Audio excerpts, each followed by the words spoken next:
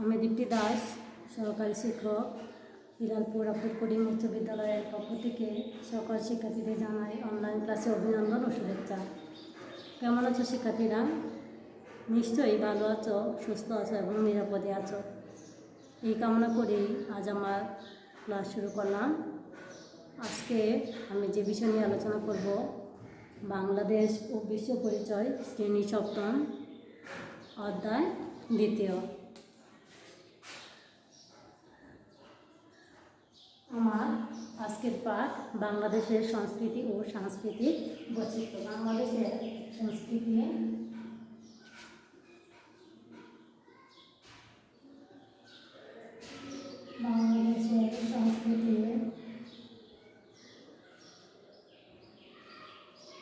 ও সাংস্কৃতিক বৈচিত্র্য।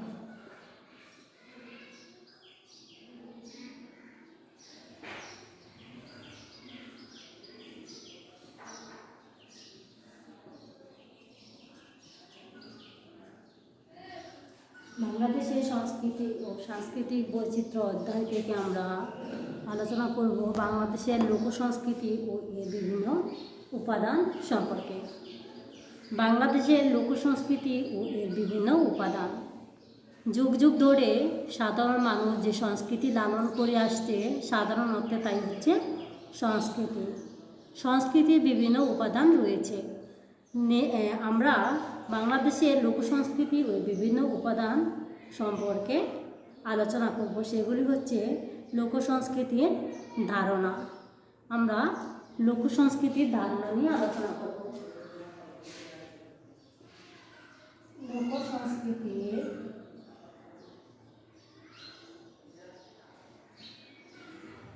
ধারণা।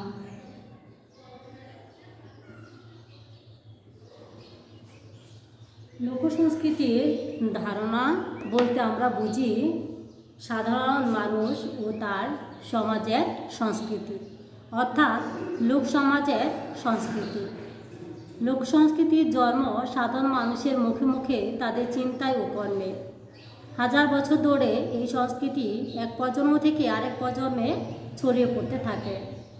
বাংলাদেশের আদিকাল থেকেই মানুষ লোকসংস্কৃতির লালন করছে। মানুষের মুখে মুখে চলা সংস্কৃতির অনেক কিছুই সময়ের সাথে সাথে একটু একটু করে পরিবর্তন আসছে। লোকসংস্কৃতির যাত্রা শুরু হয়েছে গ্রামীণ কৃষিজীবী সমাজের মধ্য থেকে। নানাভাবে লোকসংস্কৃতির বিভিন্ন ধারা সৃষ্টি হয়েছে, যেমন বৃত্তি থেকে গায়ে হলুদ অনুষ্ঠান, রোগ মুক্তির জন্য, চোখ লাগা থেকে বাঁচার জন্য এবং বৃষ্টি নামানোর জন্য।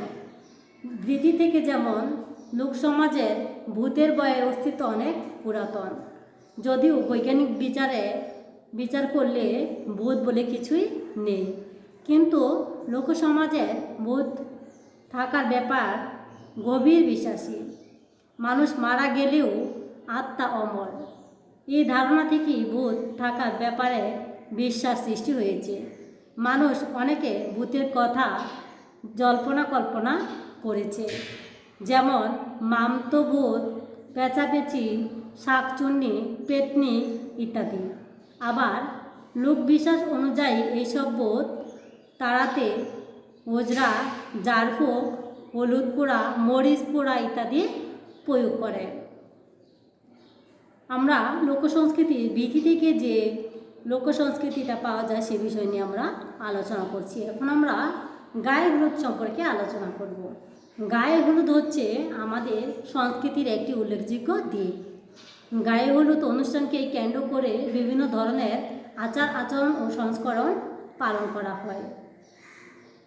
রোগ মুক্তির জন্য যে সংস্করণ, হিন্দুরা পুরোহিত এবং মুসলমানরা পীর বা মৌলভী সাহেবদের কাছ থেকে তাবিজ বা মাদুলি নিয়ে গলায়, বাহুতে বা কোমরে বেঁধে রাখে চোখ লাগা থেকে বাঁচার জন্য। লোকসমাজের বিশ্বাস রয়েছে বাচ্চার উপর অশুভ দৃষ্টি পড়লে ক্ষতি হতে পারে। সাধারণভাবে একে চোখ লাগা বলে। অশুভ দৃষ্টি কাটানোর জন্য তাই বাচ্চার কপালের পাশে কাজলের টিপ দেওয়া হয়। বৃষ্টি নামানোর জন্য অনেক দিন খরা হলে অর্থাৎ বৃষ্টি না নামলে কৃষক খুব চিন্তায় পড়ে যায়, চাষাবাদের খুব ক্ষতি হয়ে যাবে। তাই বৃষ্টি নামানোর জন্য গ্রামের মেয়েরা একটি অনুষ্ঠান করে। তারা কুলা দিয়ে বাড়ি বাড়ি যায়, মুখে বৃষ্টির গান গায় আর ছড়া কাটে। বাড়ির মেয়েরা কুলার উপর পানি ঢেলে দেয়। তারা বিশ্বাস করে এভাবেই আকাশ থেকে বৃষ্টি নামবে। আমরা এখন লোক সংস্কৃতির উপাদান নিয়ে আলোচনা করব। লোক সংস্কৃতির উপাদান।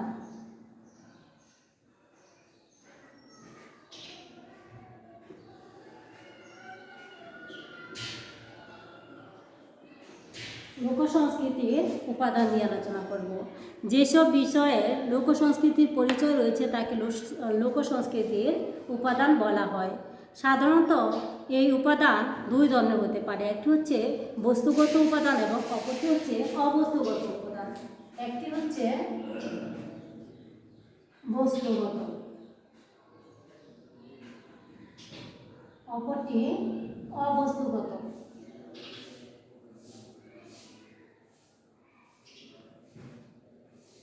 একটি হচ্ছে বস্তুগত এবং অপরটি হচ্ছে অবস্তুগত। বস্তুগত উপাদান হচ্ছে লোক সংস্কৃতির যেসব উপাদান ধরা যায় তা বস্তুগত, যেমন লোকশিল্প, তাঁত শিল্প, শাঁখা শঙ্খশিল্প, কাঁসা শিল্প, মৃৎশিল্প, নকশিকাঁথা, বেত শিল্প ইত্যাদি ইত্যাদি হচ্ছে বস্তুগত উপাদান। লোকবিজ্ঞান, তাঁত শিল্পে চকরা, মাছ ধরার ছাই, নাঙ্গল কাস্তে ইত্যাদি প্রযুক্তি। লোকযান, নৌকা, পালকি ইত্যাদি।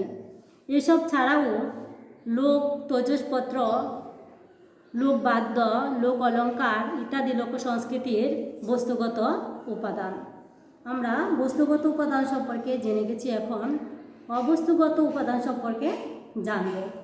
অবস্তুগত উপাদান হচ্ছে যেসব সাংস্কৃতির বিষয় ধরা বা ছোঁয়া যায় না, অর্থাৎ মানুষের চিন্তা থেকে জন্ম নেয় এবং মুখে মুখে ছড়িয়ে পড়ে, তাকে লোক সংস্কৃতির অবস্তুগত উপাদান বলা হয়। অবস্তুগত উপাদানের প্রধান বিষয়টি হচ্ছে সাহিত্য। এসব সাহিত্যর লিখিত রূপ নেই, মানুষের মুখে মুখে তা ছড়িয়ে আছে। এ ধরার সাহিত্য লোকসাহিত্য নামে পরিচিত, যেমন লোককাহিনী বা কিচ্ছা, লোকগীতি, লোকচিকিৎসা, লোকক্রিয়া, লোকসঙ্গীত, প্রবাদ প্রবচন, ডাকের কথা, খরার বচন, ছেলে বুলানোর ছড়া, ধাঁধা, লোকনাটক ইত্যাদি। আমরা বাংলাদেশের সংস্কৃতি ও সাংস্কৃতিক বৈশিষ্ট্যে লোক সংস্কৃতির ধারণা, লোক সংস্কৃতির উপাদান সম্পর্কে জানলাম। এখন পাঠ 5 অধ্যায়ে বাংলাদেশের বিভিন্ন ক্ষুদ্র নৃগোষ্ঠীর সংস্কৃতি সম্পর্কে জানব। বাংলাদেশের বিভিন্ন ক্ষুদ্র নৃগোষ্ঠীর সংস্কৃতি।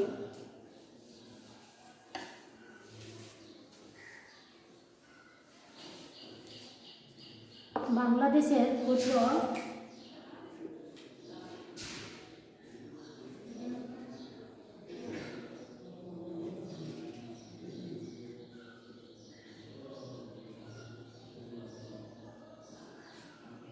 নৃগোষ্ঠীর সংস্কৃতি।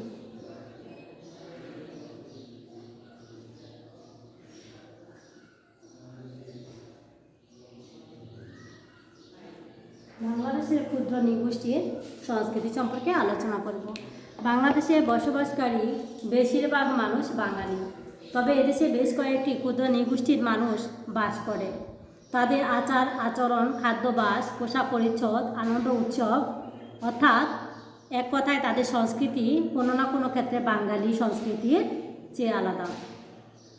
বাংলাদেশে ক্ষুদ্র নৃগোষ্ঠীর বসবাস।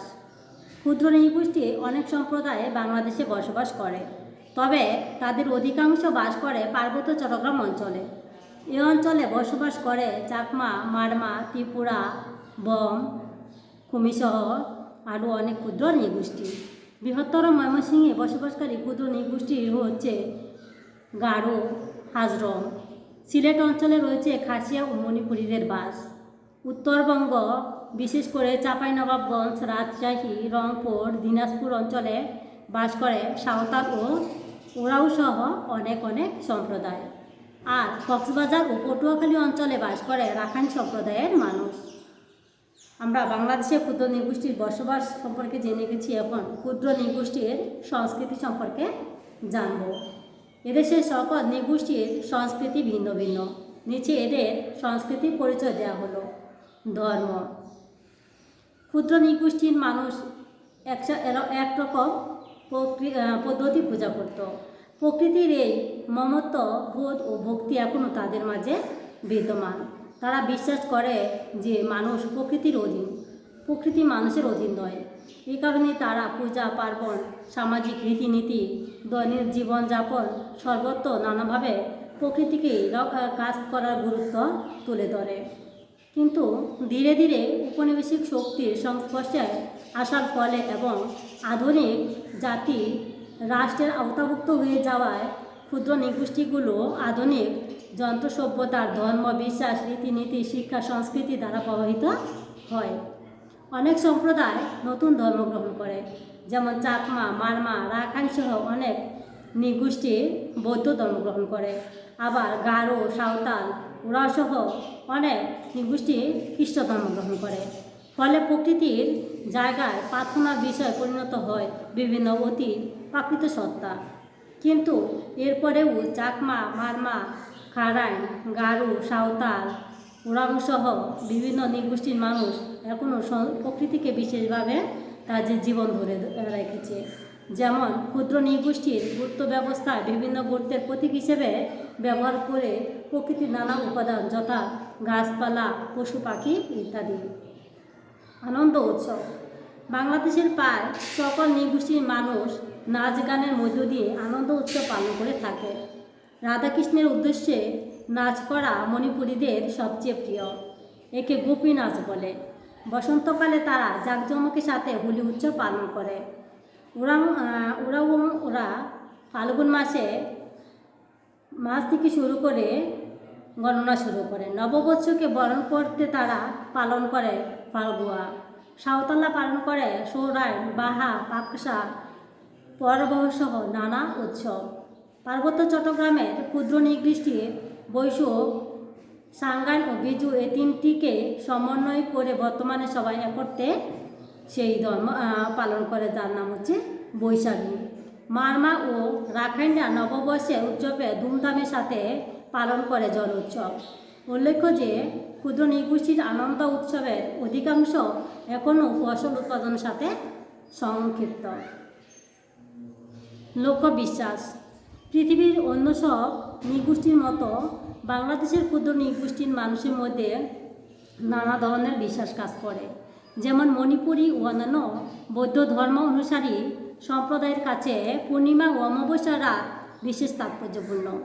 পূর্ণিমার রাতে তারা অনেক ধর্মীয় ও সাংস্কৃতিক উৎসব পালন করে থাকে। নাম সংস্কারের প্রচলন আছে ক্ষুদ্র নৃগোষ্ঠীর মানুষের মাঝে। যেমন ওরা বিশ্বাস করে যে পৌষ মাসে গৃহ নির্মাণ ও ছাউনি দেওয়া অকল্যাণ। গারোদের বিশ্বাস এই যে রাত্রে গড় দিয়ে ময়লা বাইরে ফেলতে নেই। বর্মনরা মনে করে মাঘ মাসে মূলা খাওয়া উচিত নয়। খিয়াংরা বিশ্বাস করে নবজাতক সন্তানকে ছুঁতে হলে আগুনে হাত একটু গরম করে নিতে হবে, তা না হলে শিশুর অমঙ্গল হওয়ার আশঙ্কা থাকে। বিয়ে। অধিকাংশ ক্ষুদ্র নৃগোষ্ঠী সমাজে বিয়ের আগে পাত্রপাত্রী একে অপরকে পছন্দ করার সুযোগ থাকলেও সফল প্রক্রিয়া সম্পন্ন হয় পারিবারিক ও সামাজিক বিধানে। বেশিরভাগ নৃগোষ্ঠীর অন্য গোত্রের মধ্যে বিয়ে না করার রীতি রয়েছে। আনুষ্ঠানিকতার পাশাপাশি বিয়ে নিয়ে রয়েছে নানা বিশ্বাস। যেমন পাংখেয়ারা জুলাই মাসে বিয়ে করা এবং বিয়ের প্রস্তাব দেওয়া নিষিদ্ধ মনে করে। এই সময় বিয়ে হলে বা বিয়ের সূত্রপাত হলে সংসার সুখের হয় না বলে তারা মনে করে। মাহাতুরা অগ্রহায়ণ মাসে বিয়ে করে না। আর খাসিয়া ও গারো মাতৃসূত্রীয় সমাজ যেহেতু মায়ের কাছ থেকে সর্বকনিষ্ঠ কন্যা সমুদয় সম্পত্তি পাওয়ার রীতি প্রচলিত, তাই আশা করা হয় যে সর্বকনিষ্ঠ মেয়ের জামাই বাধ্যতামূলকভাবেই স্ত্রীর পরিবারের সাথে বাস করবেন। এই গেল আমাদের বিভিন্ন ধরনের লোকসংস্কৃতি সম্পর্কে। এখন আমরা তাদের খাবার এবং পোশাক সম্পর্কে আলোচনা করব। পোশাক ও অলংকার। ক্ষুদ্র নৃগোষ্ঠীর অধিকাংশ মানুষ নিজেরাই নিজেদের পোশাক তৈরি করে থাকে। চাকমা ও পুরুষদের প্রধান পোশাক লুঙ্গি পরা, লুঙ্গি ও শার্ট। মেয়েরা সাধারণত নিচের অংশে লাল ও কালো রঙের পোশাক পরে থাকে, এর নাম পিনুল। উপরের অংশ তারা এক ধরনের ব্লাউজ পরে। মারমা নারীদের পোশাককে বলে থার্মি। ওরাংওয়া ধুতি ও শার্ট পরে। অনেক সম্প্রদায়ের মানুষ নানা ধরনের অলঙ্কারও পরে থাকে। খাদ্য ও পানীয়। কোনো কোনো নৃগোষ্ঠীর মানুষ বিশ্বাস করে একটি নির্দিষ্ট পানি হচ্ছে তাদের গোত্রের প্রতীক। এই বিশ্বাসকে টোটেম বলে। সাধারণত ক্ষুদ্র নৃগোষ্ঠীর মানুষের কাছে তাদের নিজ নিজ টোটেম খাওয়া নিষিদ্ধ। যে কোনো ধরনের নেশা জাতীয় দ্রব্য গ্রহণ কিংবা পান করা, ভক্ষণ করা রীতি মণিপুরদের সমাজে নিষিদ্ধ। ধর্মীয় উৎসবাদিতে মাছও নিষিদ্ধ। প্রতিটি নৃগোষ্ঠী রয়েছে এক বা একাধিক বিশেষ পছন্দের খাবার, যেমন নাখাম অর্থাৎ ছুটকি মাছ গারুদের প্রিয় খাদ্য। ওরাংদের মধ্যে পিঠাপুলি এতটাই জনপ্রিয় যে পৌষ সংক্রান্তি ও ভাদ্র মাসের 13 তারিখে শুধু পিঠা ও তৈরি ও খাওয়ার জন্যই তারা বিশেষ অনুষ্ঠান পালন করে থাকে। পার্বত্য চট্টগ্রামের অধিকাংশ ক্ষুদ্র নৃগোষ্ঠীর কাছে নাম্পি বা সিদুল অতি প্রিয়। বাদ থেকে বিশেষ প্রক্রিয়ায় তৈরি হয় এক ধরনের পানীয় অধিকাংশ নৃগোষ্ঠীর মানুষের বিশেষ পছন্দ। আমরা বাংলাদেশ ও সাংস্কৃতিক বৈচিত্র্য অধ্যায়ে অনেক কিছুই জেনে গেলাম। আমাদের পরবর্তী ক্লাসে আরও বিস্তারিত জানব বলে এখানেই শেষ করছি। ধন্যবাদ সকল শিক্ষার্থীদের।